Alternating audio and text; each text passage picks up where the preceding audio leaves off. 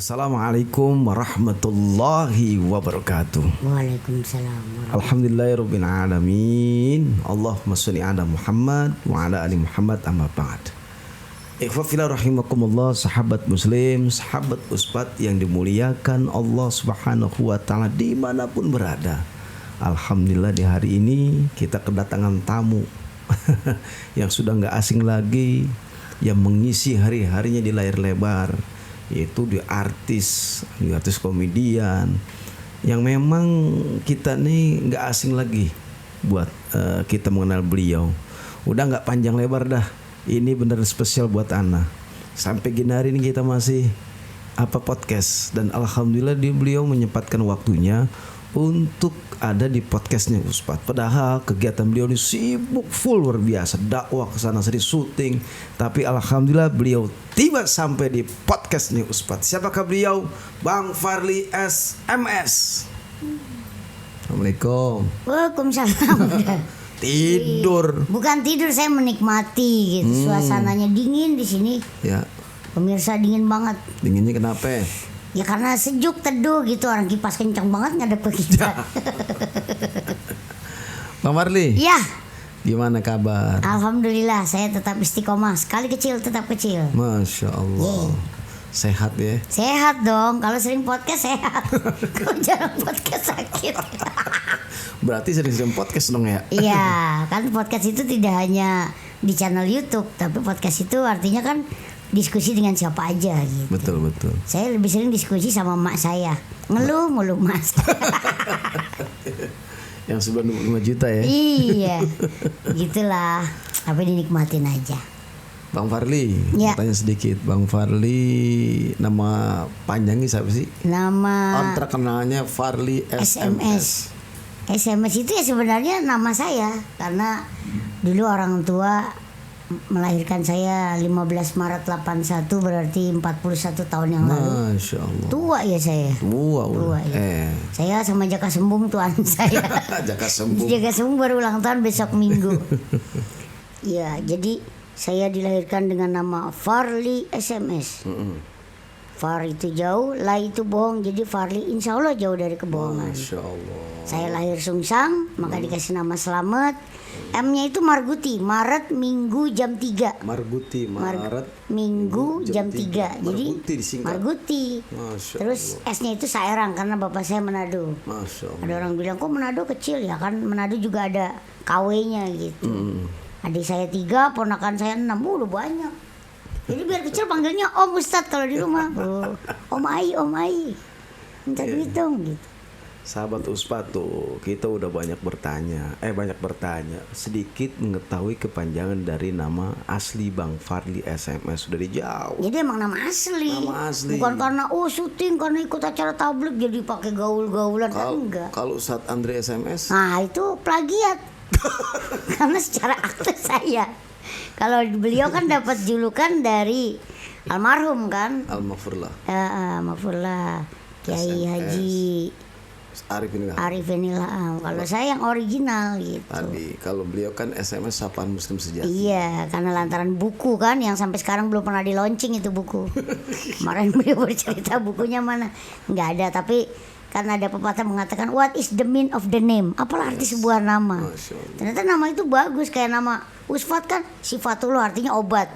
Makanya setiap orang yang punya masalah datang ke sini, Usfat ngasih obatnya. Lama-lama Usfat yang pusing ya kan? Kemarin minjem duit mulu. Iya, nggak apa-apa lah, insya Allah berkah. Amin. Bang Farli berapa bersaudara sih? Saya 4 bersaudara. 4 bersaudara. Jadi saya paling tua, tapi saya paling kecil. Paling tua tapi paling kecil. Saya paling besar tapi saya paling kecil. Tapi itu kan berkah karena belum pernah ada komedian dapat warisan dari ponakannya. Cakep. Biasanya abang ke adek, ini ponakan ke omnya. Gitu. Banyak. Makanya kalau ponakan nih lagi jalan-jalan nih bareng sama saya, aneh yang ngakalin. Jangan beli itu. Jelek, ada gambar Mickey Mouse, Teletubbies, jangan. Karena saya tahu pasti paling lama umurnya 6 bulan itu akan jadi milik saya. Sepatu, aneh pilihin baju gitu. Jadi menang banyak. Banyak gitu. Jadi banyak-banyak bersyukur. 4 bersaudara. 4 bersaudara. Kalau bapak saya tinggi. Bapak saya itu 178. Kayak almarhum Him Damsik. Oh, tinggi ya. Tinggi, makanya banyak orang menyangka saya kan bapak saya bukan orang Manado tapi turunan tiang gitu kan. Tinggi. Karena tinggi, kurus lagi dia. Hanya adik saya yang paling bungsu yang ngikutin bapak saya, beliau tingginya 173 gitu. Bang Parli 4 bersaudara, tapi dulu koran media dulu nih, itu kan Bang Parli viral tuh. Iya. Bener nggak? Iya, Viral, alhamdulillah. iya, maksudnya ada di koran-koran. Ada di koran-koran media cetak dan cetak. sebagainya. Itu keunikan, kelebihan, dan itu sebuah anugerah dari Allah. Biar Alhamdulillah. kata kecil tapi Ujungnya lancip. jangan ceritain dah, lancip mah lancip. Iya. Kalau Nah, nggak itu lancip gimana kan- itu kok bisa sampai viral, bahkan sampai ke negeri Malaysia, Singapura, berita Iya. itu sampai ke sana itu. Ya alhamdulillah Apakah dulu. memang ada yang meliput media? Apakah keingin ketahuan, keingin mengetahui lebih mendalam Jadi dari sosok Bang Parli ini? gimana ya? Dulu itu ada Itu tahun berapa ya Bang? tahun 86 87 dan semua clipping surat kabar aslinya itu masih saya laminating dan saya bikin fotokopi rangkap 3. Dan aneh pernah ngeliat ya. Iya.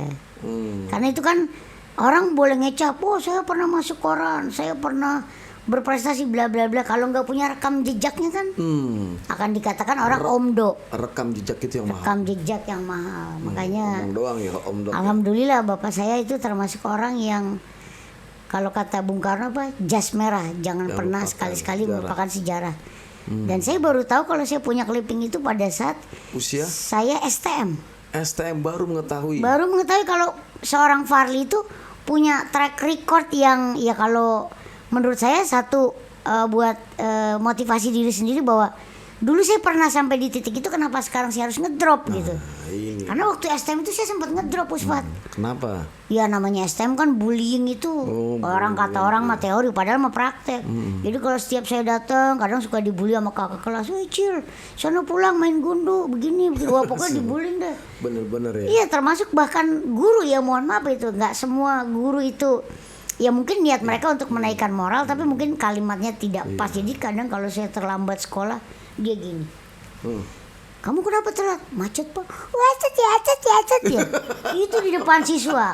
Tapi ya saat itu untungnya saya masih agak jauh dari setan kan. Jadi saya nggak ada dendam, cuma mikir, awas lo pak, nanti suatu saat saya akan buktikan saya layak sekolah di sini. Masya Allah. Karena saya termasuk orang yang ya terlalu banyak ketiban batu. Tapi kalau banyak protes ternyata banyak ketiban batu itu membuat saya jadi kuat.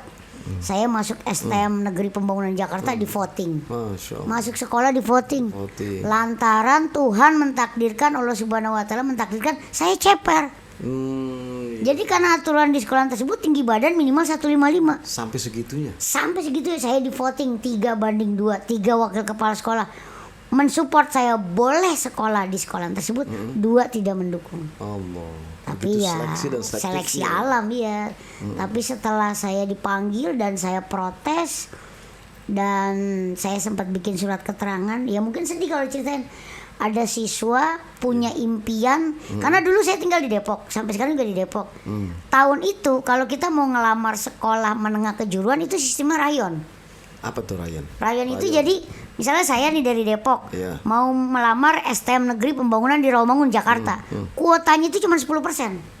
Diadu sama 26 provinsi, dulu Indonesia baru 27. 90% itu kuotanya itu buat siswa SMP DKI. Nah yang saya nggak terimanya, kok saya udah fight, saya lolos untuk seleksi cuma mendapat kuota 10% tersebut, dan pada saat penataran saya baru ditegur bahwa saya tidak masuk kualifikasi karena tinggi badan. Itu saya dipanggil, Itu orang tua dipanggil, terus ditanya, Bapak Ibu tahu putranya mendaftar di sini? Kebetulan dia ngurus sendiri segala macam, jadi saya hanya tahu bahwa anak saya mendaftar ke sini. Farli tahu syarat masuk sini. Kebetulan saya masih megang di dompet kan syarat-syaratnya. Ternyata paling bawah itu memang ada dan itu udah sobek Puspat. Allah. Tinggi badan minimal 155. 155. Wajib itu mutlak. Jadi Farli tahu kan kenapa dipanggil ke sini? Saya nggak tahu Pak. Kalau saya tahu saya dukun dong. Oh, Bang Parli jawab begitu. Karena saya udah emosi kan, berarti ternyata orang bilang diskriminasi itu nggak ada, harus kita bela. Dan itu terjadi pada saya. terjadi pada diri Bang Fadli. Iya. Itu gimana perasaan itulah? Wah, orang tua udah pasrah, udah bang ini enggak ada. Ada perasaan kecewa nggak pada saat itu? Oh, saat itu saya bukan kecewa, saya berpikir gini, inilah waktunya. Allah menunjukkan mana yang hak itu hak, yang batil itu batil. Bener gak nih Allah nih? Kalau katanya Allah itu Ar-Rahman Ar-Rahim, Maha Pengasih Maha Penyayang. Amin. Waktunya nih. Dalam hati saya bergumam, ya Allah, kalau emang Kau Maha segalanya, buktikan sesuatu yang tidak mungkin kata manusia bisa mungkin kalau qadarullah Kau mengizinkan. Allah. Jadi saya berdiri, terus saya bilang, Bapak Wakil Kepala Sekolah yang terhormat, saya siap mengundurkan diri dengan alasan tinggi badan. Sebelum Bapak jawab, boleh gak saya bertanya, apa yang terjadi kalau anak Bapak tinggi badannya seperti saya? Nah, dibalikin. Anak Bapak boncel, cebol, kuntet, kate, apa yang Bapak lakukan? Sementara otaknya udah masuk ke sini. Kalau Bapak mau nolak saya dari awal dong. Itu artinya nggak fair, karena kalau kita udah ospek seminggu, mengundurkan diri kan otomatis swasta, Ustaz. Betul. Sia-sia dong. Sia-sia Bagaimana dong. perasaan ibu saya? Yang saya pikirin bukan saya, gimana sih ibu saya, dia makin ngedrop, punya anak pertama kecil dan terjadilah bullying di depan matanya. Allah. Akhirnya mereka memutuskan, oke, Farli, boleh kamu meneruskan ini dengan catatan nilai kejuruan nggak boleh di bawah 7. Ada tapinya di situ. Ada tapi, dan saya bikin surat keterangan materai saya dan orang tua. Bila mana nilai kejuruan saya di bawah 7, saya mengundurkan diri, bukan dikeluarkan. Kalau dikeluarkan ada surat, saya bisa pindah sekolah lain. Dengan catatan Sia-sia 6 bulan 1 semester. Resign loh, sedih gak? Ya Saya bilang tenang aja Ma. Mama, dalam hati saya ini, Mama harus bangga punya anak seperti Farli. Walaupun saya kecil, itu bukan masalah. Terus kata kepala sekolahnya, jadi gimana Far? Tenang Pak, Bapak jual saya beli. Karena saya yakin Allah itu gak bakal mungkin ngasih batu gede ke saya kalau saya gak sanggup mikulnya. Cakep, Selau Pak. Ya itu mah entah emosi entah pokoknya yang jelas saya, karena kan di depan wakil kepala saya harus jawabannya birokrasi kan. Ternyata Allah punya mau, saya beasiswa di sana. Alhamdulillah. Dan di pembangunan itu satu-satunya sekolah menengah kejuruan yang masa pendidikannya 4 tahun. Jadi nggak 3 tahun kayak STM lain. Dia ada namanya program kurikulum namanya pendidikan sistem ganda, dan itu digaji Ustaz. Oh, malah digaji. Digaji. Jadi makanya waktu PSG, kalau anak sekarang PKL, KKN, kita milih. Karena 95% rata-rata yang magang di situ, PKL di situ, PSG di situ, pasti jadi karyawan di situ. Ani milih maunya Indosat. Maunya Indosat. Karena Indosat gede waktu itu 1.350.000 tahun 99 untuk seorang siswa STM yang belum punya ijazah. Yang belum punya ijazah. Masya. Alhamdulillah ya, dari situlah Mama mulai bangga tuh ibu. Tenang mah, nggak mungkin lah Allah ngasih segala macam yang beliau ciptakan. Jangan ngecak dengan pinternya kita. Kan dulu Parli suka mikir gini Ustaz. Iya. Lagi ngayal gitu, kenapa ya Allah nyiptain kutu, kecoa ya, terus bangsa tuh yang di kasur, kasur. kan dimakan gak enak Ustaz. Ustaz pernah makan semur kecoa? Enggak kan. Dan gak ada makhluk lain yang makan binatang tersebut. Ternyata setelah banyak belajar termasuk dari guru saya Ustaz, oh ternyata Allah menciptakan makhluk yang menurut Farli, sok pinternya Farli tuh nggak berguna, ternyata buat menekan angka pengangguran. Nah, karena kalau nggak ada makhluk serangga nggak jadi itu kan nggak ada pabrik obat serangga ya. iya. Itu menyerap berapa juta Betul. karyawan. Jadi makanya kadang Gara-gara, orang pintar kalau nggak punya adab terhadap Tuhannya ya nothing ya. Artinya begitu. Allah menciptakan semua ini nggak bakal sia-sia. Nggak bakal ya. Satu sama ada sinkron. Pasti ada ya nilai plusnya ya. Ada kecoa akhirnya dibikin oleh manusia membuat Obat pembasmi serangga. Iya. Artinya udah Allah desain itu Betul, ya. canggih-canggihnya. Bang Farli kan cerdas, unik, pinter, jenius. Bahkan saya di panggung kan sering sama Bang Farli acara tablik akbar dan sebagainya. Menurut teman-teman sahabat dakwah kita nih, itu mereka senang ketika kolaborasi dakwah antara Bang Farli dengan para asatis atau para dai yang lain. Dan ini bagi saya adalah apresiasi sangat besar kepada Bang Farli, dan bisa nggak vakum dibikin orang umur dan sebagainya. Kita lihat di perjalanan Bang Farli yang tadi kelas 1 taking kelas 3 dan artinya kan kecerdasan yang dimiliki oleh EQ-nya nih Bang Farli ini. Sebenarnya saya sih nggak termasuk orang Kalau jenius. saya sebagai sahabat ini merasa bangga dong. Jadi dulu justru dengan anugerah yang Allah berikan, saya dulu sempat jadi manusia sombong, Ustaz. Iya. Karena ini biarin dah buat sombong melawan orang sombong kan nggak apa-apa ya. Ada orang merasa paling. Saya 2,5 tahun sudah bisa baca Quran. Saya 3,5 tahun sudah bisa conversation dalam bahasa Inggris. 4 tahun hafal nama kepala negara dan menghitung sampai miliaran. Itulah yang membuat wasilah saya dipanggil oleh almarhum Menristek Profesor Dr. Engineering Baharudin Yusuf Habibie. Itu idola saya waktu itu. Seorang putra yatim perantau dari Parepare, tapi beliau yang tinggi badan cuma 152 apa kalau Profesor Habibie itu. Pemegang 36 hak paten transportasi di Jerman. Beliau. Dulu idola saya beliau, dan beliau akhirnya merekomendasikan kalau begini boleh nih kita ajukan ke negara supaya Indonesia punya prototipe kayak gini, karena pada saat diwawancara Pak Jafar Saerang ini seorang pendidik bukan, seorang psikolog bukan. Loh, Bapak pendidikannya apa? Orang hotel. Loh, kok bisa? Apa karena Farli Jenius? Enggak. Kebetulan saya 4 bersaudara, Ustaz.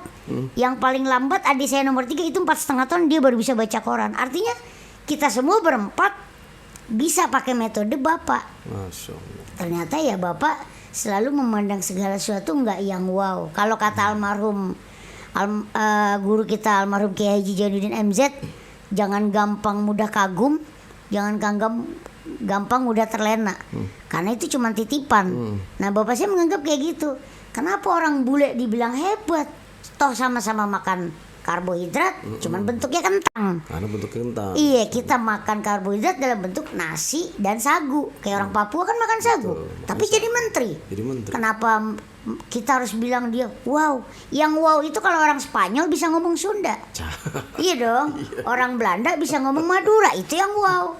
Tapi kalau dia bisa ngomong bahasanya, ya orang Indonesia juga dari kecil bisa bahasa Indonesia. Nah, itulah diramu sama Bapak. Berarti anak saya keren kalau dia bisa ngomong bahasa orang luar. Jadi saya diajarin lah. Mungkin kalau dulu basic Bapak saya seperti guru Ustad ngerti agama, mungkin saya diperkenalkan dengan huruf hijaiyah. Tapi saya diperkenalkan huruf alfabet. Saya kenal mainan itu umur 4 tahun. Mobil-mobilan, robot-robot. Saya hanya kenal huruf dan angka. Setiap saya nangis tuh di inian dikasih huruf A. Jadi kalau ngeliat Bapak sih kayak orang gila. Parli jangan nangis nih, A nih ntar diomelin sama A nih. Gitu. Huruf A, B. Dia udah hafal A udah gak pernah ditekin, naikin huruf C. Jadi otak itu mereminder. Makanya kalau lagi ngobrol berdua sama Papa nih, kita nonton acara yang dipandu oleh Irfan Hakim tuh, Hafiz Cilik RCT, kita gak wow. Ya bangga, Masya Allah Subhanallah, cuman gak wow karena itu bisa dilakukan. Nah, kalau anak Indonesia bisa tidak diberikan pilihan antara mainan sebagai pengalihan pada saat dia lagi nangis, itu bisa. Tiap dia nangis, nih ada alif, ih malu nih sama ba, ih malu sama ba. Pasti anak itu sebelum bisa dia ngomong, dia hafal alif sampai ya. Jadi di rumah itu mainannya itu coretan tembok itu bukan gambar mobil, huruf semua. Ya, kalau misalnya nanti saat saya kalau nikah punya anak, saya udah niat saya mau cekokin huruf hijaiyah. Mau diterimanya kayak gimana? Karena terbukti dari 4 anak kan daya nalarnya beda-beda. Betul. Sampai yang nomor 3 itu yang paling lambat menurut kami berempat. Padahal usia segitu ya. 4,5 tahun. Kalau saya 2,5 tahun kan. Iya, jadi artinya itu bukan sesuatu yang mukjizat atau anugerah, telaten. Seperti kayak orang belajar agama kan. Salah kan kata guru Ustad kan, orang bodoh yang belajar ngaji ikro aja 2 pahala ya. Apa aja pahalanya? Yang pertama pahala belajar sama pahala dari dia mau belajar kesalahannya itu ya. Karena orang yang baca Quran terbata-bata dengan orang yang sudah bisa, berbeda pahalanya. Tuh. Karena semakin dia semangat untuk belajar Al-Quran, terbata-bata capeknya dia. Salah lagi. Pinter, ya beda. Oh, malah pahalanya orang yang lagi belajar itu. Itu pun ketika dikenal sama orang tua, huruf dan sebagainya, bagaimana Allah memberikan amanat otak. Nah, ketika itu otak melihat, mata kita melihat, otak kemudian masuk ke dalam otak, ini kan menjadi, itu termasuk adalah cara orang tua ingin mencerdaskan anaknya. Mungkin melewati itu salah satu didikan, dan ini luar biasa banget. 2,5 tahun dia bisa baca Quran. 2,5 tahun. Dan adiknya semua 4,5 tahun. Iya, jadi kalau cuma saya dong, mungkin Farli sendiri jenius. Lah ini 4-4-nya kan. Gitu. Bayangkan orang bisa baca Quran tuh umur 7 tahun. Iya, belajar Biasanya mengeja 8 dulu. tahun deh, Makanya gitu. kami berempat nggak ada yang TK karena merasa jenuh. Saya waktu itu dimasukin TK, sehari saya pulang. Pak, kalau cuma main perosotan, nyanyi di rumah aja. Ngapain belajar yang lebih? Tapi karena hal-hal tersebut itulah yang waktu itu membuat saya sedikit sombong dengan teman-teman yang lain karena merasa mereka nggak ngerti bahasa Inggris, mereka nggak ini. Tapi papa saya selalu mengatakan tidak ada orang yang sempurna kecuali Rasulullah. Allah. Semua manusia sama. Tapi dia pintar bener. Tapi nggak ada yang lebih. Tapi dia lebih pintar, bukan. Kebetulan dia pintar. Kamu harus bisa pintar. Dia nggak pernah ada kalimat bodoh. Jadi kalau kata papa, orang biasa dengan orang pintar. Terus orang pintar sama yang sedikit pintar. Makanya abang, karena anak pertama dipakai, abang harus jadi orang yang selalu pengen lebih pintar. Tapi jangan pernah memintarin orang lain. Betul. Itu udah sombong. Tapi kan gak apa-apa Pak, yang penting pintar. Ingat bang, orang pintar tapi gak punya adab dia sombong lebih jelek daripada orang bodoh tapi punya adab. Emang benar begitu? Betul. Oh, Artinya gini, adab itu di atas segala-galanya Bang Fadli. Oh, gitu? Berapa banyak orang yang mempunyai ilmu, apakah di ilmu desain, ilmu dunia ataupun ilmu akhirat. ilmu agama. Tapi dia ujub Ya, sombong. tapi tidak merasakan ilmu yang selama ini dicari. Kok nggak ngerasain maksudnya gimana? Begini Bang Fadil, orang yang merasakan ilmunya, dia berakhlak lemah lembut, tawadu, sopan santun, tutur katanya dijaga, hatinya dijaga. Namanya dia merasakan ilmunya. Berapa banyak orang yang berilmu namun tidak merasakan ilmunya. Mungkin kurang garam kali Ustaz. Anta jadi. Anta ya. Nah itu artinya kita tergantung bagaimana kita ngebawa si diri kita Bang Parli. Oh, Ini Bang Parli luar biasa. Bang Parli kemudian saya mau nanya lagi dong. Boleh dong? boleh. Terus Pat, kita- Saya boleh dong sambil minum dong. Parli. Iya. Takutnya pajangan doang. Iya. Asli bener. Nih, kalau ini guys nggak ada isinya. Tapi ini artinya apa? Contoh tuan rumah yang menghormati tamu. Walaupun saya kecil, tapi dibeliin kopi cuma satu karena yang lain udah pada tutup. Iya. Minum Bang Parli. Iya. minum. Masya Allah. Allah. Ini sopanya mahal ya? Iya, Bisa nih, goyang-goyang. Iya. Sama beli di warteg Bang Parli. Lumayan 3.000 bisa podcast terus. Bang Parli. Iya. Kemudian setelah Bang Parli tadi masalah sokol di Bang Parli ceritakan di podcastnya Uspat Official di sini. Terus Bang Parli kan ada cita-cita dong. Oh iya dong. Dalam maaf ya gitu. Betul. Orang kan Allah tidak memandang Bang That's right. kecil besar, Yes. kalau dia bersungguh-sungguh kan berhasil. Betul. Nah Bang Parli cita-citanya dulu mau jadi apa? Dulu saya cita-citanya tuh pengen jadi Menteri Habibie. Itu ada di koran Farli cita-cita pengen jadi karena di otak saya waktu itu cuma satu gini. Saya pikir Tuhan itu nggak adil sama saya. Allah itu katanya Ar-Rahman Ar-Rahim, Maha Pengasih Maha Penyayang. Kok saya kecil? Kok adik saya gede? Ya karena kan waktu itu ya nama orang nyari pembenaran kan. Ntar nih suatu saat kalau saya gede, saya mau tanya sama orang, mau tanya sama guru, sama Pak Ustadz, sama tukang baju, pokoknya sama siapapun yang bisa jawab pertanyaan saya. Kenapa saya kecil? Sampai akhirnya ketemu sama Pak Habibie. Saya Dijawab. bilang, loh, kok Pak Habibie kecil ya? Dalam hati saya nih. Iya. Dan saya tanya, sama Amaruf tuh itu pertanyaan yang saya nggak pernah lupa. Dan mungkin cuma ada di Uspat Official karena belum pernah saya ceritain cerita ini karena nyambung di Mensek Babi. Saya sampai dicubit sama bapak saya. Saya manggilnya kan Om Habibie, iya. Pali mau nanya, kan masih cadel tuh. Iya kenapa? Om Habibie kok kecil juga kayak Pali? Berarti nanti kalau Pali gede segede Om Habibie dong. Pak Habibie saya bilang gini. Kebetulan itu meja pesawatnya banyak. Beliau punya koleksi pesawat banyak. Kata dia gini. Unik nih. Ini pesawat apa nih? Dan itu logika tuh Mas. Ini pesawat Hercules, gede kan. Coba dibuka, dia punya unit di dalamnya apa? Kosong. Isinya dia cuma masukin pesawat. Itu kalau pesawat Hercules. Terus ini pesawat apa nih? Agak kecilan lagi, pesawat penumpang. Pesawat domestik. Isinya apa? Isi cuma penumpang doang. Makan tempat kan. Ini apa nih? Om Habibie yang kecil. Ini pesawat tempur. Kok kecil? Tapi larinya lebih cepat daripada Hercules dan lebih cepat daripada pesawat kargo ataupun pesawat penumpang.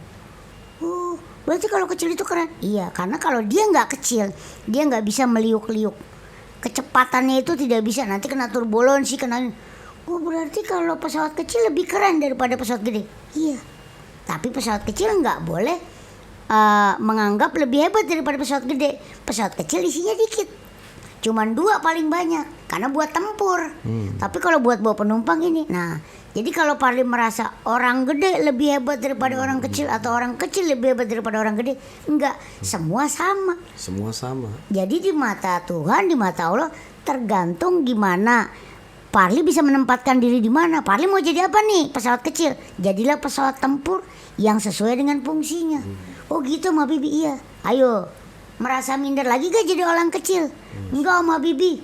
Om Habibie aja kecil pesawatnya banyak. Ternyata ya baru dia bercerita, saya dulu sama kayak Parli, didudukin tuh saya di mejanya. Dudukin di meja. Iya. Tapi Om Habibie dulu sempet kayak Parli. Udah papa Om Habibie dipanggil sama Allah duluan, mau jadi apa? Sementara kan Om Habibie cuman punya mama doang. Kira Om Habibie merantau, niat, bertekad, Parli harus lebih hebat daripada Om Habibie. Itu kata almarhum Profesor Habibie. Dan ingat, siapapun yang memberikan nasihat di depan Om Parli, jangan nganggap yang di depan itu lebih hebat daripada Parli. Loh, bukan Om Habibie lebih hebat. Menurut Parli Om Habibie lebih hebat, tapi masih banyak yang lebih hebat daripada Om Habibie. Di atas langit masih ada langit, karena semuanya cuma titipan otak dari Allah. Oh gitu Om. Jadi orang pintar masih ada orang pintar lagi, ada. Tapi kita harus punya ambisi untuk jadi orang pintar. Harus jadi orang pintar biar apa? Biar kita tidak dipintal-pintalin sama orang. Oh gitu. Jadi kalimat pertama kali kita harus jadi orang pintar supaya nggak dipintalin dari almarhum Habibie. Masya Allah berat. Dari situlah wasilah Bapak dipanggil oleh Menteri Pedanka Profesor Dr. Fuad Hasan almarhum. Itu psikolog anak semua tuh Ustaz. Tolong Pak Jafar di-sharing. Kok bisa bikin Parli kayak gini? Masya Allah. Ya itu bapak sih cuma bilang, ya saya cuma berpikir rasional. Kenapa orang kita merasa tidak lebih baik daripada orang bule? Jadi kalau ada orang, saya dari kampung, pengen cita-cita mau jadi kiai, pengen jadi ustadz, kenapa nggak mungkin? Jangan pernah ngeliat latar belakang orang tuanya. Betul. Akhirnya mulai tuh Parli jadi orang yang pede, tapi nggak merasa pede. Artinya nggak merasa pede pada saat ada orang yang lebih lemah dibanding Parli. Saya jadi gini, alhamdulillah ya, saya walaupun kecil kaki saya masih lengkap. Ada orang itu jalannya susah. Oh berarti kalau Parli cuma ngeluh nggak bisa tinggi, biasa aja dong. Gitu. Tapi kalau ngelihat orang yang keren, ganteng, pemain sinetron, saya harus tenar seperti orang itu. Tapi nggak mau jadi orang itu. Karena kalau jadi orang itu kan nggak mungkin lah, Parli udah ditakdirin kecil gitu. Betul. Nah dari situlah Parli mulai pede mah. Nah pada saat STM itulah yang clipping itu keluar. Karena saya protes sama papa, Pak besok Parli nggak mau sekolah lagi, abang nggak mau sekolah, udah cukup. Dunia ini kejam, keras. Tiap hari abang dikelepakin, tiap hari abang dikata-katain. Keluarlah. Ya udah, bapak saya termasuk orang demokrasi. Dia tidak saya sekarang umur udah 41 ya. Bapak saya umurnya udah 80. Bukannya 14. Berarti bapak saya cium tangan dong. Dia belum pernah nyentil saya. Sampai saat ini. Sampai saat ini. Jangankan nyentil. Dan ini pelajaran buat penonton sahabat Ustadz Official. Papa saya percaya teriakan pada anak Parli itu bisa merusak saraf otak. Bapak saya kalau udah marah cuma gitu. Bang. Nafas ya. Udah bang, Parli bandel banget ya. Bang. Udah bandel. Karena saya orangnya bukan nakal sebenarnya Ustadz. Aktif. Jadi kalau dikasih tahu, abang jangan ke situ nanti jatuh. Misalnya ada air tergenang. Kok bisa jatuh? Buktinya itu peselancar nggak jatuh, malah di atas air. Abang bisa dong, gitu. Jadi bukan ngeyel. Kadang orang tua suka salah menganggap sesuatu yang dilarang oleh orang tua kepada anaknya. Anak itu bukan ngelarang, bukan ngeyel, pengen tahu kenapa gue dilarang. Nah bapak tuh termasuk orang yang bisa mensamakan pengandaian saya dengan itu. Kayak misalnya gini, ada lilin, abang lilinnya jangan ditiup kalau lagi mati lampu. Kenapa? Nanti dia nggak pernah bilang nanti ada setan, ada momo, nggak pernah. Dia selalu yang rasional. Nanti nggak bisa lihat papa. Nggak mungkin papa oong ini ada. Ditiup lah mas saya, anjang umulnya, anjang umul amu iya kan saya mah pala batu. Aneh tiup, gelap dong, kejar nangis, nggak bakal dinyalain. Sampai kecapean nangis anak kecil kan tidur. Betul, biasanya tidur. Papa percaya, bapak saya percaya 3 kali trauma yang sama, dan itu berlaku juga untuk orang dewasa. Tapi kalau anak kecil lebih traumatik, dia tidak akan mengulang kejadian yang sama. Benar begitu, 3 kali kejadian sampai nangis ketiduran. Yang keempat tulisnya anjang umurnya, kok nggak diiup? Entah papa nggak ada, entah papa nggak kelihatan, karena dia belum ngerti definisi gelap. Barulah saya tanya, Pak, ngapa kalau ini dicium kok nggak bisa papa? Soalnya nggak ada cahaya. Cahaya itu apa? Barulah dia belajar menjelaskan dengan lampu. Tik, itu cahaya. Ceklik, ini cahaya. Kok Eda itu pakai listrik, ini pakai api. Pada saat dia udah bosan, udah nggak dikejar sama bapak saya. Sampai dia bertanya lagi. Sama kayak bapak saya juga mengajarkan adab. Itu bapak saya termasuk lebih hebat dibanding ibu saya. Semua anak kecil kalau kita tahu pasti kalau dari kamar mandi lari dong kalau ke ini kan. Bapak saya nggak pernah. Pakai handuk. Dia percaya teriakan pada anak itu merusak saraf. Dia cuma gini dong. Lihat tuh. Kebetulan dulu tokoh idola saya adalah Satria Baja Hitam. Semua anak kecil kan tokoh idolanya yang di TV, nggak mungkin bapaknya. Pribadi itu. Iya, Kamen Rider ya, bisa begitu. Jadi semua anak paling seneng kalau dia dipanggil dengan tokoh idolanya. Bahkan anaknya Pak Presiden Joko Widodo pun waktu kecil mungkin belum tentu idolanya bapaknya. Mungkin Power Ranger ya kan atau yang lain. Kebetulan musuhnya Satria Baja Hitam itu ada namanya Gorgom. Dan saya nggak suka dipanggil Gorgom, jadi dia cuma ngobrol sama temennya. Tuh lihat tuh Gorgom lagi lari-larian. Saya berhenti, kok om Pak, kan ayah Caja Hitam. Satria Baja Hitam nggak gitu ya omnya. Caja Hitam, kan kalau anak kecil gitu kan ngomong itu. Dia tetap tenang. Enggak Gorgom ya omnya. Enggak Caja Hitam. Udah mau nangis nih. Kalau Satria Baja Hitam nggak gitu. Gimana? Maunya jadi hati aja hitam bukan om. Kan masih anak kecil gitu kan. Maunya apa kata dia? Nah disitulah waktunya dia mengajarkan adab. Nih sini lihat om, anak saya Abang Parli mau jadi Satria Baja Hitam. Sampai dibawa ke segitunya. Pulang balik lagi kamar mandi. Coba mas, Satria Baja Hitam mana handuknya? Dipakai handuk, sana ke mama. Bilang Satria Baja Hitam mau pakai baju, pakai bedak yang rapi sisiran. Biar di situ bisa nonton. Tuh sampai diperintah tapi dengan maunya saya. Dengan bangganya saya lewat. Tuh bener ya, Satria Baja Hitam pasti habis ini mau pakai baju terus sisiran pakai bedak. Kan itu sebenarnya udah kalimat menyuruh. Tapi depannya diangkat dulu. Akhirnya saya didoktrin setiap habis mandi nggak boleh lari kalau nggak pakai handuk, dan belum jadi Satria Baja Hitam kalau nggak pakai baju sisiran pakai bedak. Cakep. Jadi cara dia mendoktrin anak itu nggak maunya dia digiring dulu. Digiring opini. Bahwa dia udah iya dulu baru. Ini cakep nih didikan orang tua seperti itu Bang Parli. Padahal bukan psikolog, tapi dia mencoba menganalogikan kayak gitu. Tapi ini Masya Allah, artinya didikan orang tua Bang Parli yang begitu mungkin dibilang AA dan sebagainya, tapi memahami. Iya. Dan itu sangat memahami bagaimana nanti ke depan untuk. Nah sekarang Bang Parli kan udah, siapa sih kan Bang Parli? Nah Bang Parli mulai tadi udah cerita panjang lebar, pertama mengagumi sosok dari almarhumlah almarhum B.J. Habibie. Dan Allah Subhanahu wa taala menghapus dosanya. Amin ya Allah. Dan terima baiknya, dan tentunya ini menjadi apa ya, kebanggaan bagi Indonesia juga. Indonesia, dan itu orang pertama kok. Iya, yang bisa bikin pesawat CN235 Gatot Kaca. Iya, betul. Bahkan Jerman dari negara lain kan mengakui, iya, beliau pemegang 37 hak paten transportasi. Gitu. Dan saya pernah itu dicium keningnya oleh beliau. Waktu Ijmi berarti? Bukan. Masih kecil dulu. Oh masih kecil. Dulu di masjid. Ustadz pernah kecil ya? Kalau saya nggak pernah gede, tapi saya selalu kecil. Tapi sekarang ya Bang. Dulu di Masjid Al-Ikhlas. Di Masjid Al-Ikhlas itu dulu butuh komputer. Kemudian didatang, ditunggu semua berjajar. Saya berani untuk mencium tangannya. Saya tahu ini adalah orang besar yang membuat pesawat. Dulu di sekolah itu kita punya, dulu saya sekolah di Atohiria dulu. Di situ di Atohiria itu dong, Kampung Melayu. Bukan. Ini Atohiria 2 yang di Pasar Minggu. Oh, Pasar Minggu. Pejaten Barat. Pejaten. Kemudian di situ di ruang. Sering naik angkot dong ya? Kok tahu? Iya iyalah, kalau naik motor kan nggak mungkin, masih kecil. Cakep, canda jawabannya. Kenapa? Setelah itu saya lihat di ruang guru itu ada pesawat. Oh, prototipenya. Iya, saya bertanya begini, orang tuh menjawab B.J. Habibie itu orang hebat, orang banggakan, orang dimuliakan orang lain. Saya bertanya siapakah? Nah, kebetulan beliau meninjau, membantu untuk fasilitas inventaris di masjid. Itu membawa komputer pada saat itu. Saya berani untuk Cium tangan. nyuduk. Cium tangan, saya cium tangannya, saya peluk, dicium kening saya. Ditapak kening saya. Kamu kan jadi orang. Iya. Kamu kan Tapi kita jadi orang harus jadi orang yang pintar supaya tidak dipintar-pintar oleh orang lain. belajar yang rajin. Iya. Begitu, dicium kening. Itu kasih sayang beliau dengan anak-anak dengan usia kita waktu masih kecil.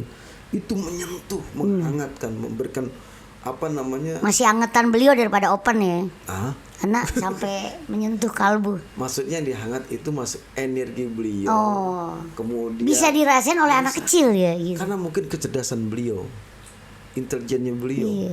dan ini kita merasakan ada sesuatu kehangatan. Nah, Pak, itu kita semua mengagumi, seharusnya mengagumi beliau Bijabi. Bang Pardi, kemudian tadi udah cerita panjang lebar. Sekolah udah, masa kecil udah. Ini kok Bang Parli bisa ke dunia acting atau dunia Dunia artis sinematografi nih. ya? Sinetron ini. ya? Dulu kan saya ngeliat Bang Parli Di TV ya? Iya, sahabat Ustadz. Dulu Anda termasuk orang yang memang mantengin beliau. Waktu itu pakai jas, buka mobil keren, dan itu banyak pengawalnya. Gede-gede. Gede-gede. Saya doang yang kecil. Iya, tapi dihormati, disegani. Dan itu gak bakal hilang lotakannya. Iya. Nggak Tobat takut. sambal tuh. Berarti saya, waduh. Iya. Iya, sekarang bisa dekat seperti ini kan Allah. Allah benar. Nggak ada yang serba kebetulan, tapi sudah tercatat di Lauhul Mahfuz. Bang Pardi, itu dunia entertainment atau dunia artis. Bang Pardi menggeluti dunia artis itu kan kata orang-orang, ya maaf ya nggak dari glamor, Bener. kemudian Prestis, penuh dengan ya pokoknya konotasi. iya, tapi tidak semua artis seperti itu. Betul. Tapi image orang itu seorang artis nggak jauh dari itu. Benar. Dan Bang Pari menyelam untuk menggeluti dunia artis ini kan luar biasa. Ada nggak orang tua itu mengekang atau justru kalau ini pilihan kamu jalankan, yang penting bener. Ya ini bagaimana, ada pro dan kontra nggak ada orang tua ketika Bang Pari terjun ke dunia artis nih? Saya hidup ngikutin arus karena apa? Saya dulu dari kecil masuk STM nih Ustadz cuma satu niatan nih. Apa tuh? Karena waktu aneh SMP kelas 3 bapak udah nggak kerja dan di situ ada dialog antara bapak dan ibu yang bilang begini, ya Allah Pak, kalau papa nggak kerja nanti si abang mau jadi apa? Masa udah kecil nggak punya ijazah SMA? Udah kecil nggak punya ijazah SMA karena bapak saya itu ya di PHK secara sepihak, jadi nggak punya pesangon seperak. Ya Allah. Pada saat itu saya lagi merasa yang ya seperti anak normal, waktunya kursus ya bapak ada duit gitu. Dibilang kaya enggak, sederhana di atas dikit gitu. Tiba-tiba bapak mendadak nggak kerja. Kenapa Bang Parli? Ya nggak tahu, dari kantor pengurangan karena usia bla bla. Usia. Nah dialog ibu dari dialog mama ke papa itu yang membuat saya sempat kufur nikmat sama Allah. Sok tahu gitu, jadi saya angkat tangan. Berdoa. Baru ada mending kalau berdoa Ustadz. Kenapa nggak tangan? Makhluk berani protes, bukan protes malah ngatain sang pencipta, sang khalik. Saya panggilnya hey ya Allah. Gitulah setan. Makanya perlunya orang punya adab kan gitu kan. Udah ilmu nggak ada aneh, berani manggil hey ya Allah, katanya engkau Ar-Rahman Ar-Rahim, Maha Pengasih Maha Penyayang. Kau udah bikin aku kecil, sekarang kau bikin papa aku nggak kerja. Pih.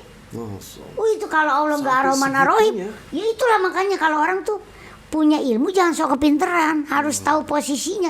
Lah saya orang nggak ngerti apa-apa, setan masuk. Buktikan nih kalau yang namanya Farli bisa jadi tulang punggung keluarga ini si kecil ini nih. Ya pikir kita kan itu emosi, tapi kalau kata Allah ya makhlukku kun payakun selesai kan gitu. Itulah Allah perlancar. Begitu masuk ke STM, niat saya cuma satu, pengen bisa kerja biar si kecil ini bisa jadi tulang punggung keluarga. Adik masih 3 belum ketahuan tuh bisa sekolah apa enggak. Karena anak pertama kan. Anak pertama. Pada saat itu kondisi orang tua diberhentikan. Yang jadi nggak ada persiapan dan mama itu tiba-tiba jadi tukang es mambo.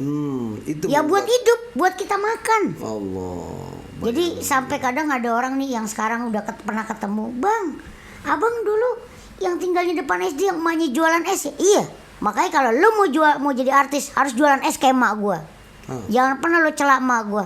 Emak gua tuh berjuang kayak gitu buat bikin gua bisa makan. Gua bisa jadi sampai sekarang. Lu nggak boleh nyelak keramat surga gua. Kalau enggak dari jualan es mago gue belum tentu bisa makan. Bang Parli, ini orang tua ini Bang Parli melihat sosok orang tua nih, terutama Umi ya. Saya kalau manggil orang tua Parli dengan Umi. Itu perjuangan yang memang dilakukan untuk membesarkan anaknya, mendidik gizi yang bagus, didikan yang baik. Itu Bang Parli membalas kedua orang tua itu dengan cara apa? Ketika kita mengulas kemudian flashback, udah tua, udah rentah, dan bahkan saya baru mendengar tadi Bang Parli cerita orang tua itu dapat musibah, jatuh. Perasaan Bang Parli gimana sih? Ya, jadi sekarang kalau cita-cita saya mah cuma satu. Saya kalau berdoa tuh di penghujung permintaan saya pasti paling belakang saya bilang gini. Ya Allah, kalau emang saya yang lemah ini boleh nuntut, boleh punya satu permintaan. Saya kepengen jangan kau cabut nyawa kedua orang tuaku sebelum saya gandeng kiri kanan ini ke rumahmu, ke Baitullah. Udah itu doang ya Allah. Allah. Pokoknya terserah ada yang lain gitu. Dan kalau tadi bercerita Ustadz masalah apakah orang tua pro dan kontra, saya di dunia entertainment sebenarnya orang tua malah nggak pernah nyuruh jadi apapun. Dulu saya STM, saya kerja di Indosat, lagi benerin ATM Bank Mandiri di Roxy. Saya ditawarin casting Tuyul Millennium. Awal. Orang yang paling berjasa namanya almarhum Haji Sabeni. Itu dia seorang chip security-nya Multivision. Dulu dia cuma security biasa. Kenapa saya tuh security biasa? Karena baju masih tangan pendek, belum tangan panjang. Kalau tangan panjang udah jadi chip, kalau panjang tangan maliang kan gitu.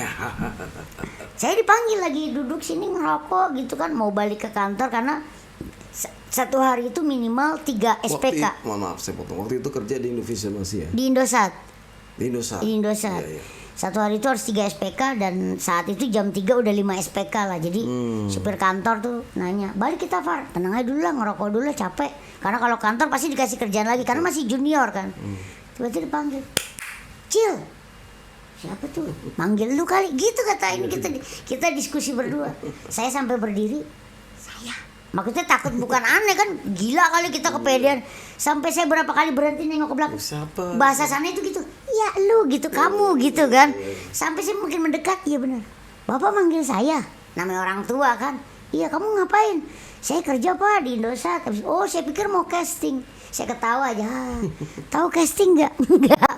Casting itu tes untuk masuk dunia film. Kayak kamu dulu psikotes kan? Iya, sama kayak gini. Iya Pak. Udah coba mumpung kamu di sini. Itu orang itu yang hari itu jadi Allah. Mungkin ya wasilah kali ya. Kebetulan nih Tuyul dan Bayu lagi vakum. Jadi kita nyari peran baru namanya Tuyul Millennium. Waktu itu gitu tahun 2004. Ya? Itu saya masih kerja. Dan itu meledak. Nah, akhirnya casting lah. Selesai casting, salaman doang ya, nanti dikabarin. Baliklah ke supir. Gimana Pak jadi artis? Ternyata susah. Udah suruh meragain kayak si Ucil, cuman diganti nama jadi Acil. Udah terus ntar katanya dikabarin, ya emang susah jadi artis gitu. Pulanglah 3 hari ditelepon. Halo, ini Farli ya, kemarin casting Multivision. Bentar Pak, gimana sih kagak ngerti. Kami dari PT Tripar Multivision Plus yang memproduksi sinetron. Oke. Kemarin Mas Farli ikut casting, tes untuk jadi Acil. Oke. Ini lolos, bisa ke kantor gak untuk ngomongin kontrak? Saya jadi artis Pak, iya. Wah, seneng. Belum mikir macam-macam, singkat cerita saya ke sana, bla bla bla, disadarin kontrak eksklusif. Nah, eksklusif zaman dulu dengan zaman sekarang berbeda. Kalau zaman sekarang artisnya banyak, jobnya ora. Banyak artis nganggur kan. Dulu artis eksklusif pilihan. Jadi dikatakan eksklusif itu adalah bila mana seorang artis atau pemain sinetron yang langsung 3 judul dalam satu waktu. 3 judul dalam satu waktu, itu namanya kontrak eksklusif. Kontrak eksklusif. Iya, jadi karena kontrak itu 254 episode. Dulu belum ada stripping atau tayang tiap hari. Jadi kan sebulan cuma 4 kali tayang, seminggu sekali. Nah, untuk menghabiskan 254 episode itu langsung dicekokin 3 judul. 3 judul. Syuting lah saya sebagai artis itu. Tapi pada saat mau mengambil keputusan, saya mikir, Nah itu kan keputusan. saya udah di Indosat loh, BUMN, orang gila yang keluar dari Kan di Indosat. situ udah ketahuan. Udah jelas, Kayaknya. basic berapa, pokoknya adik-adik bisa kuliah dari situ, mama bisa makan dari situ. Udah berhenti tuh jadi tukang es mambu. Pokoknya udah mah, cukup nggak cukup, insya Allah dah Allah titipin rezekinya. Masya Allah. Tapi saya masih lupa sama janji Allah yang, hey si anak kecil, padahal Allah udah buktiin loh. Di situ kadang saya suka malu gitu, makanya kalau itikaf di masjid saya sebenarnya ngajinya dikit, nangisnya yang banyak. Istighfar aja maksudnya, ya Allah gitu. Kayaknya kita berdosa banget dengan Wah, cuma iya. kalimat yang kita keluarin. Ya gitu udah dikasih anugerah pintar dibandingin anak seumur, terus dikasih baru ya sentilan dikit kan ya Ustadz, udah merasa kita yang paling punya hak. Bak nah Allah kasih, lupa sholat kagak. Udah tuh ya. Belum. Nah waktu balik ke persimpangan itu, ya itulah kalimat bijak dari bapak lagi. Pak, ya abang ditawarin syuting apa? Sinetron. Ini kontraknya, wah lumayan gede. Pendapatan kamu dengan di film, saya bilang pendapatan abang di film dengan ini sekian dengan sekian. Kalau papa nggak nyari pendapatan bang, Apa tuh Jong? Masya Allah. papa nyari kenyamanan abang. Lo kok gitu? Ingat pesan papa, orang yang bekerja hatinya nggak ikhlas itu orang munafik. Jangan merasa ya namanya juga nyari keringat. Oh enggak, banyak orang bisa bekerja yang sesuai dengan hati. Jadi dia kerja bisa profesional, tidak merasa tanggung jawab terbebani. Maka ada orang kurang ajar nih harus pulang malam, itu artinya dia nggak bersyukur bang. Jadi abang cari kerjaan yang jangan lihat nominal dulu, abang nyaman dulu. Itu kalimat bapak saya. Kerja kan, pakai hati ya. Iya kan saya jadi bingung. Masya Allah. Jangan pernah kamu nganggap itu bekerja. Lo kan abang sekarang bekerja, itu udah salah. Anggap abang berkarya. Hasil dari karya jerih payah abang, bentuknya abang berangkat pagi pulang malam. Tapi kalau abang bicara berkarya, Allah memberikan award penghargaan dalam bentuk gaji. Jadi bukan karena abang bekerja. Kalau bekerja otak abang babu. Wah iya benar. Mau apapun profesinya, kalau kita merasa ini sebuah kewajiban, babu. Tapi kalau merasa ini hak yang Karya. saya pengen untuk membalas kebaikan Allah, itu jadi karya. Allah ngasih penghargaan dalam bentuk wasilah. Ya mungkin kalau para asatid bisaro dan lain segala macam hadiah, kan hadiah kan bahasanya. Oh gitu pak. So saya jadi bingung. Ini mau curhat atau gimana? Akhirnya saya bilang langsung poinnya ke bapak, Pak, kalau papa jadi abang bagaimana? Minta doa restu dan juga minta. Iya maksudnya resign apa enggak gitu. Bagaimana kan? Dan bapak saya nggak pernah bilang A, nggak pernah bilang B. Satu kalimat bijak nih buat sahabat Uspat Official. Change never come twice. Yes. Take it or leave it. Kesempatan nggak pernah datang 2 kali bang. Tapi sekali abang ambil, jangan pernah abang nengok ke belakang. Jangan sampai ada kalimat coba waktu itu, andaikan, seandainya, nggak ada.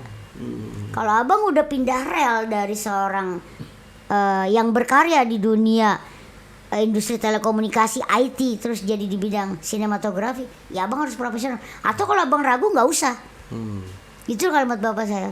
Singkat cerita, Ane resign.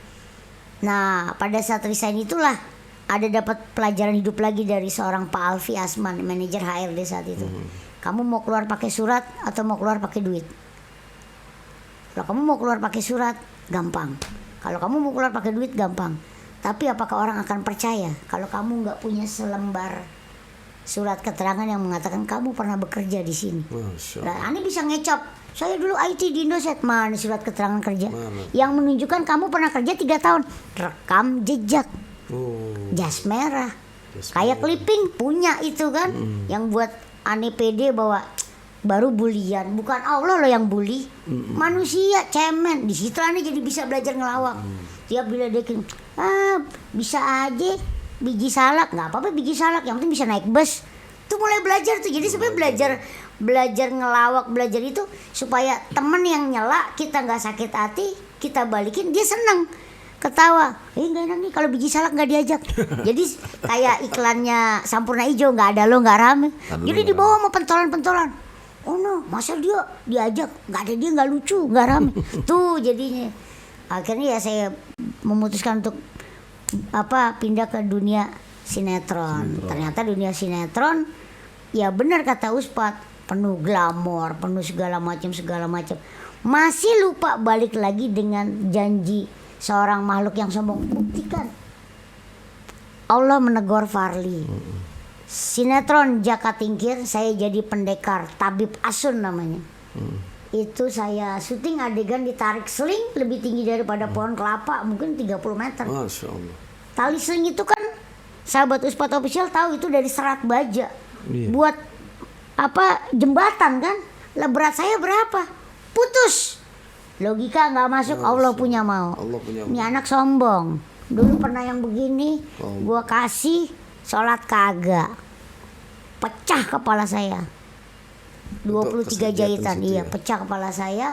Koma selama 3 hari. Ya disitulah mulai. Makanya bisa balik lagi tadi ke kenapa bisa hijrah ke dunia tablik. Yaitu di dalam mimpinya itu ya macam-macam. Jadi saya ketemu ya bla bla bla bla bla, dan di situ saya di warning. Kamu pernah janji, pernah merasa nih Allah kasih rezeki lebih daripada yang kamu bilang. Cuman pengen biar bisa jadi tulang punggung. Punya mobil bos. Kalimat itu gitu kan. Punya mobil, bisa nikahin adik 2, bisa bantu orang tua, kurang apa loh? Kufur kalau gitu bahasanya mereka. Makhluk itu kan gitu. Sampai aneh cari di setiap. Jadi awal mau ikut tablik itu pengen beli poster. Siapa sosok ini? Siapa kiai, siapa syekh? Awal ya mungkin cara Allah kali ya supaya aneh bisa senang dengan dunia tablik. Sampai akhirnya daripada cuma nyari poster, ikut sini duduk di panggung. Lah kan masa ya apa pantas seorang tuyul, mantan tuyul yang biasa nyolong dulu sini nyari berkahnya ya, sampai akhirnya ternyata Allah memutuskan. Sebenarnya itu salah satu doa juga. Jadi betul yang tadi Ustadz bilang, apakah banyak penuh glamor dan terlalu banyak hura-hura lah ya. Betul. Saya bilang gini, kan sok pintar kita nggak mau lagi tuh. Ya Allah, katanya kalau yang sudah diberikan oleh hambanya itu ketetapanmu. Nah sekarang hamba di dunia sinetron, belum tentu hamba kuat dengan cobaan ini. Kalau memang ada rezeki yang kau berikan lebih barokah, tunjukkan, hamba siap resign dari dunia sinetron. Ya itulah kira udah 3 tahun ini, 4 tahun malah kan Covid udah 3 tahun. Soalnya ada kalimat Bang Farli, memang wa asa an tuqihu syai'a wa huwa khairul lakum wa asa an tuhibbu syai'a wa huwa syarrul lakum. Boleh jadi yang kita suka, kita demen, kita cinta dengan apa itu entah profesi, entah barang, entah apa. Iya. Kita nggak suka tuh dengan itu. Mungkin itu lebih baik buat kamu. Mungkin orang kita kejar dengan cita-cita, dengan dunia dan sebagainya, bisa jadi itu adalah buruk buat kamu. Gitu. Tapi artinya kita konteks ayat ini menjelaskan bahwasanya ya itulah cara Allah. Cara Allah ya.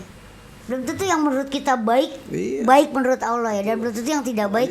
Bang Farli berada di sini artinya sesuatu yang dahulu. Kalau Bang Farli flashback kan begitu banyak, maaf ya. Iya benar. Ada tanda kutip yang melakukan. Tapi dengan tablik begini kan dibilang wa may taqillah yaj'al makhrajan wa rizqan. Jadi banyak nyesel gitu. Iya, ittaqillah haitsu ma kunta wa ajbi sayyi'atal hasanatan tamhu wa khuliqin nas bil haqqin hasan.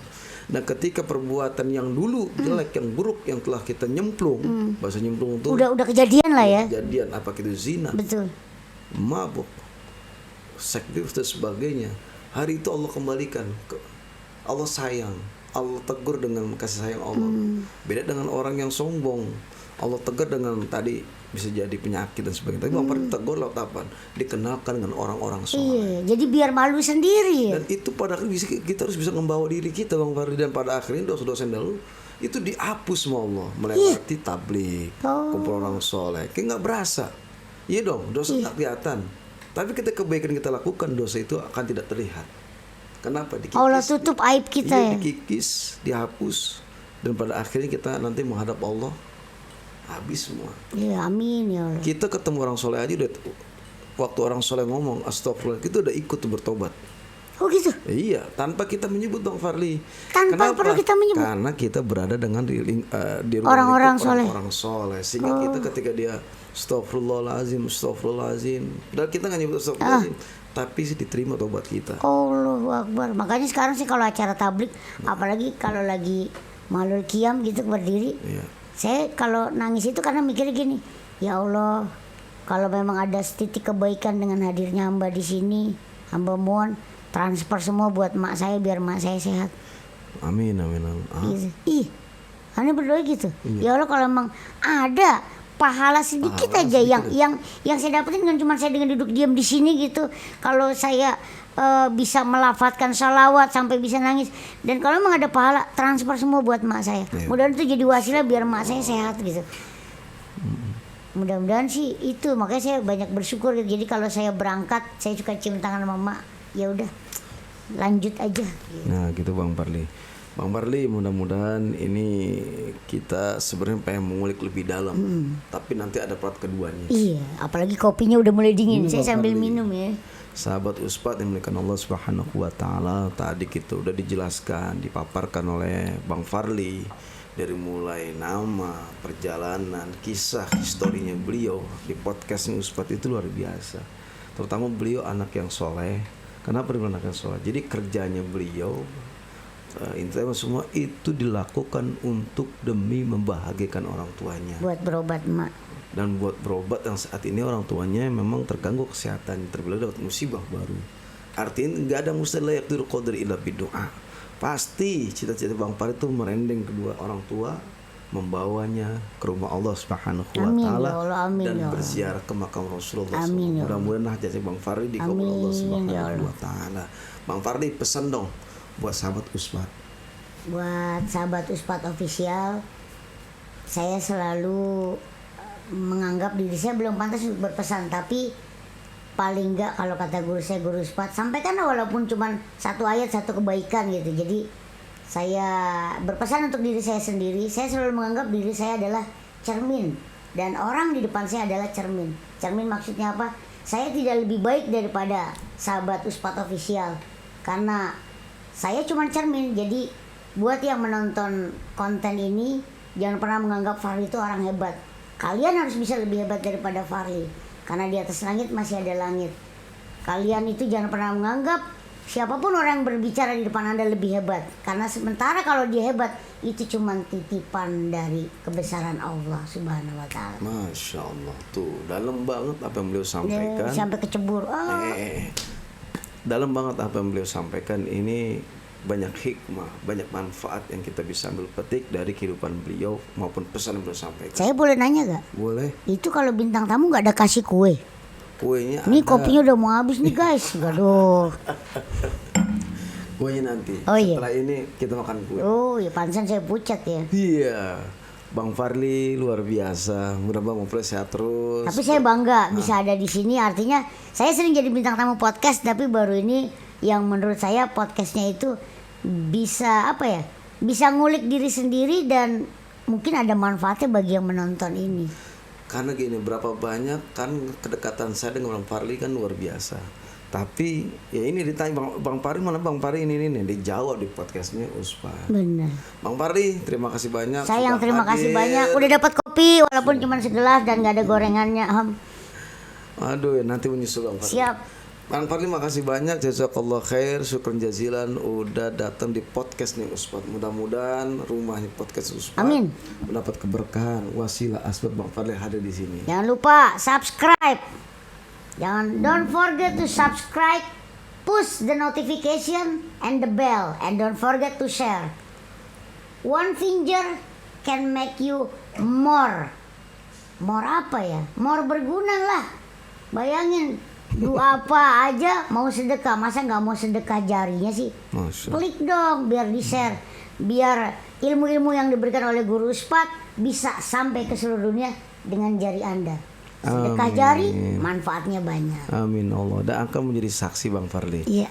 Sahabat Uspat, demikian bincang-bincang Uspat dengan Bang Farli di podcast Uspat. Mudah-mudahan menjadi berkah dan khairun nas anfa'uhum, dinas sebaik-baik manusia yang bisa bermanfaat buat manusia lain. Saya Uspat. Saya Farli SMS. Mohon maaf lahir batin ada salah kata ucapan tindakan perbuatan. Hadanallahu wa iyyakum ajmain. Wassalamualaikum warahmatullahi wabarakatuh.